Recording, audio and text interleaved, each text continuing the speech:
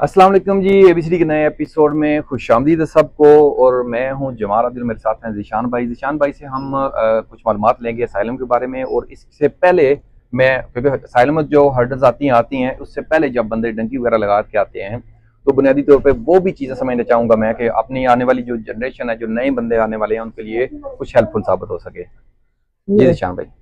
जी, पहले तो आपका शुक्रिया। तो सेकंडली ये है कि जब भी आप आते हैं यूएस में एंटर होते हैं, देयर टू थ्री डिफरेंट कि आप किस तरह आपको एंटर होना है। अगर आप जो है वो थ्रू लीगल एंट्री आते हैं, वीजा वगैरह, B1 B2 category, B1 B1 2। और सेकंड ऑप्शन ये है कि आप बाय गेट आए, मींस के द्वार फिलांग के ना आए। मोस्टली हमारे डंकी वगैरह जो डंकी वगैरह नहीं, उसमें डंकी में भी आपके दो तरीके हैं। एक क्या होता है कि एक दीवार फिलांग के आ जाते हैं without permission. The second thing is that कि आप जो है वो थ्रू गेट पे आए। गेट के थ्रू जब आएंगे आपका स्टेटस जो है वो लीगल होगा, आपकी एंट्री लीगल होगी।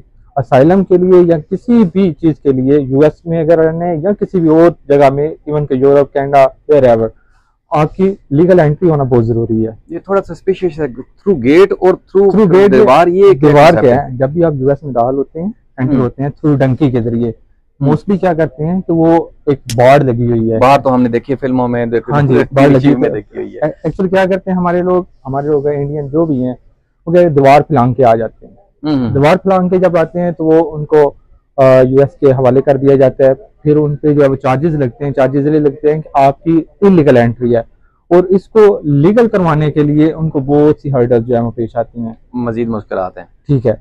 और सेकंड ये होता है कि अगर आप लीगल एंट्री है, एक तो लीगल एंट्री होगी, आपके थ्रू प्लेन आते हैं, ठीक है, B1 B2 जो भी है। और एक और भी ऑप्शन है कि आप थ्रू गेट आए। ये क्या कांसेप्ट? गेट में ये होता है कि इमिग्रेशन के ऑफिसर उधर बैठे हुए हैं, वो आपको बताएंगे कि आपके पास क्या चीज है, आपके पास पासपोर्ट है, जो कुछ भी है वो आपको इजाजत देंगे, तब आप यूएस में एंटर होंगे। मीन्स कि उनकी परमिशन के साथ। बॉर्डर के साथ गेट भी लगे हुए हैं?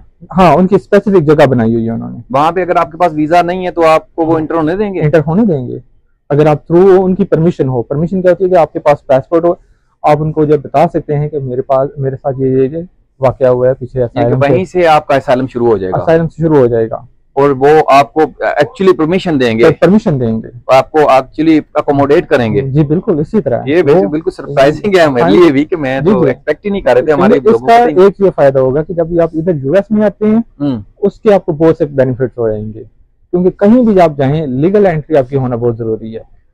कौन कौन से बॉर्डर्स के नजदीक से ये लीगल गेट्स वगैरह पाए जाते हैं? जो एक्चुअली ये जो लीगल गेट्स हैं, स्पेशली हमारे जो लोग आते हैं, ये 2-3 डिफरेंट्स हैं। एक तो कैलिफोर्निया है, टेक्सास है या एरिजोना है। ये 3 स्टेट है, इनके साथ बॉर्डर लगता है। तो बॉर्डर जो है वो तिगवाना है, मेक्सिको वाला, वो मोस्टली वहीं से लोग आते हैं। ठीक है। स्पेशली मैं सस्पिशियस थोड़ा ये बॉन्ड के लिए, ये बॉन्ड क्या कॉन्सेप्ट है और कितने पैसे वगैरह होते हैं? ये गारंटी वगैरह है जिससे जमानत होती है?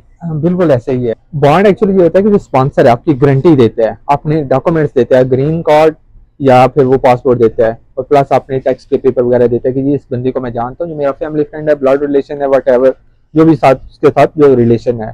प्लस वो आपको बॉन्ड पे करना पड़ता है। हाँ जी, बॉन्ड एक्चुअली वो तो जो पे करेगा वो भी आपके ऊपर ही जिम्मेदारी है फिर तो, जो बंदा अंदर जा रहा है। हाँ जी, अंदर एक्चुअली वो बॉन्ड किसके नाम होता है? बॉन्ड स्पॉन्सर के नाम होता है, गारंटर के नाम, उसने ही पे करना है।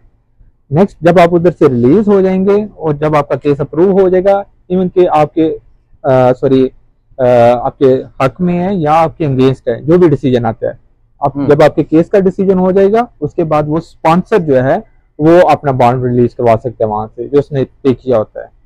ठीक है, जबरदस्त। ये चीजें हैं।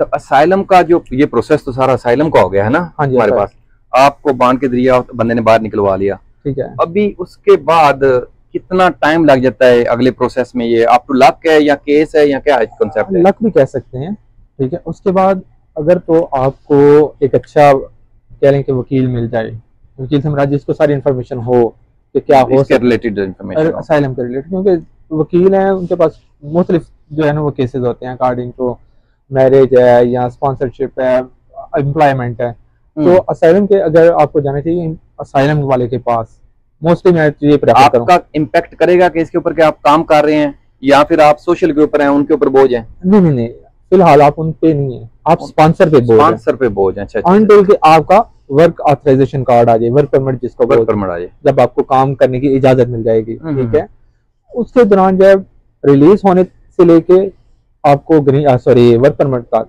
आप जो स्पॉन्सर है उसकी जिम्मेदारी, आपको रिहाइश देना, आपको खाना। अप्रोक्सीमेटली कितना टाइम लगेगा वर्क परमिट मिलने में?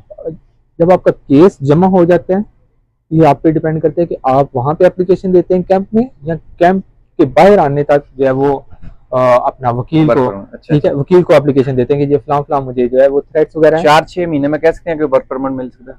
वो डिटेल के साथ होगी, आपको बता देते हैं कि वो 3 मंथ जब आपकी एप्लीकेशन फिल हो जाती है, आप अपना केस जमा करवा देते हैं, उसके 5 महीने बाद within 150 days, after 150 days you have to apply for work permit. Okay, ठीक है, उसमें क्या होगा, जब आप वर्क परमिट अप्लाई करते हैं उसके विद इन 180 डेज बाद 150 प्लस वो डेज है, प्लस आपके 180 डेज, विद इन 180 डेज आपका जो वर्क परमिट आ सकता है, लेकिन अभी थोड़ा सा लेट हो रहा है, लेकिन बाय लॉ जो है वो with in 180 days, by law 180 days, लेकिन कोई 1-2 महीने आगे पीछे भी हो सकता है। हाँ, मींस आप कह सकते हैं कि अगर आपकी एप्लीकेशन वहां पे जमा होगी कैंप में तो फिर तो वेल एंड गुड है। अगर आप बाहर आके अपना असाइलम देना चाहते हैं, मींस की एप्लीकेशन, प्रॉपर एप्लीकेशन देना चाहते हैं डिक्लेरेशन के साथ, तो फिर वो आपको 5 महीने वो लग जाएंगे, नेक्स्ट 3 to 4 मंथ।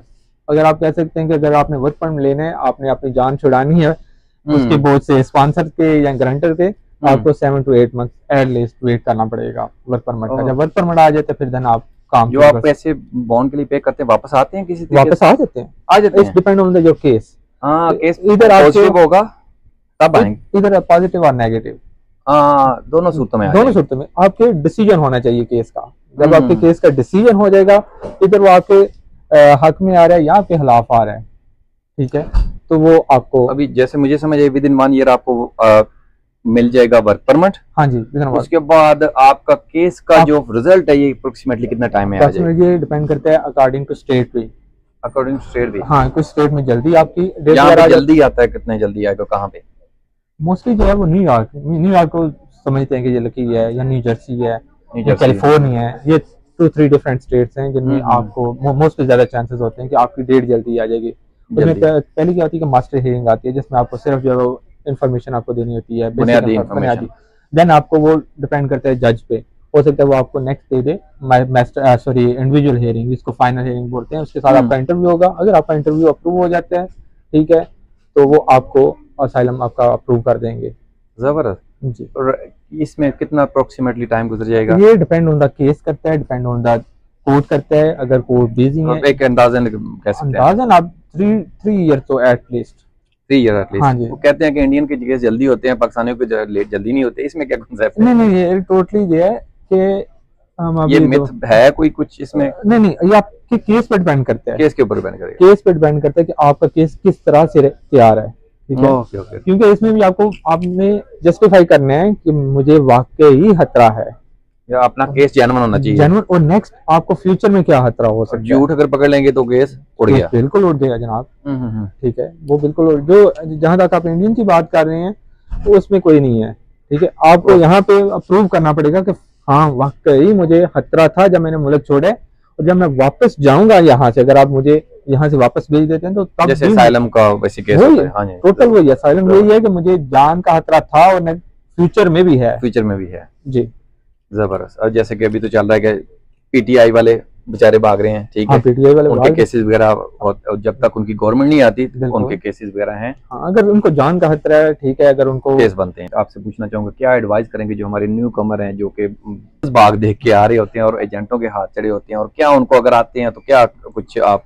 ये एक्चुअली ये टोटली डिफरेंट स्टोरी है। जब आप इधर आते हैं आपको कुछ और जो है देखने को मिलता है, आपको काम भी करना पड़ता है। ग्राउंड स्टोरी जो होती है डिफरेंट होती है, ग्राउंड स्टोरी डिफरेंट है, कहानियां और होती हैं, कहानी हो रहे हैं। आपको एक्चुअल जो स्टोरी वो आपको इधर आगे पता चलती है कि क्या एक्चुअल में क्या है, कितने भी दसो है कितने बीस का सो है, तो आपको इधर आके रियलाइज करना पड़ता है, क्योंकि आपको यहाँ पे काम करना पड़ता है। देन आपको, अगर आपके वर्क परमिट की बात कर रहे थे, वर्क परमिट के बाद आपको टैक्स पे करना पड़ता है, ठीक है, आपको टैक्स पे करना पड़ता है, मींस के लीगली आप काम कर रहे हैं, तो और गवर्नमेंट के ऊपर बोझ नहीं, अपना आप संभाल सकते हैं, ये सारी चीजें मैटर करेंगे आपके केस में ना, प्लस पॉइंट। इसलिए वो आपको वर्क परमिट देते हैं कि आप काम कर सकते हैं, ठीक है। और अगर आप टैक्स फाइल करते हैं, टैक्स फाइल का आपको एडवांटेज भी होगा। जबरदस्त। आखिर में ये जो होती है मिथ के हर कंट्री जो है कोई पैसे देती है बंदों को, जब वहां पे अपने यहाँ पे भी कोई पैसे ऐसे देते हैं कि बंदे लेते नहीं है? मोस्टली यहाँ पे नहीं लेते, कनाडा का मैंने सुना था कि वहाँ पे जब सिस्टम है देते हैं। हाँ, अगर आपका केस अप्रूव हो जाए रेफ्यूजी का, ठीक है, इधर वो आपको बेनिफिट दे सकते हैं, आप भी ले सकते हैं, लेकिन आई डोंट थिंक सो कि यहाँ पे कोई लेते हैं। लेते नहीं, जरूरत नहीं पड़ती क्योंकि वर्क परमिट मिला होता है, बंदा अपना आप मालिक होता है। और ये एडवांटेज भी है आपके लिए कि नेक्स्ट आपको इसका फायदा भी होगा। सभी जो, मैं तो लायर नहीं हूँ, लेकिन मैंने जो सुना है मोस्टली लायर्स यही बोलते हैं कि आपको नहीं लेना चाहिए जब आप काम कर सकते हैं, और बिल्कुल जनरली भी यही करना चाहिए। अगर आप काम कर सकते हैं तो आपको जज़ाकल्लाह जी, अल्लाह जज़ा दे। शुक्रिया, बहुत ही वैल्यूएबल आपकी गुफ्तगू थी, नहीं जनाब, जो हमारे काम आएगी।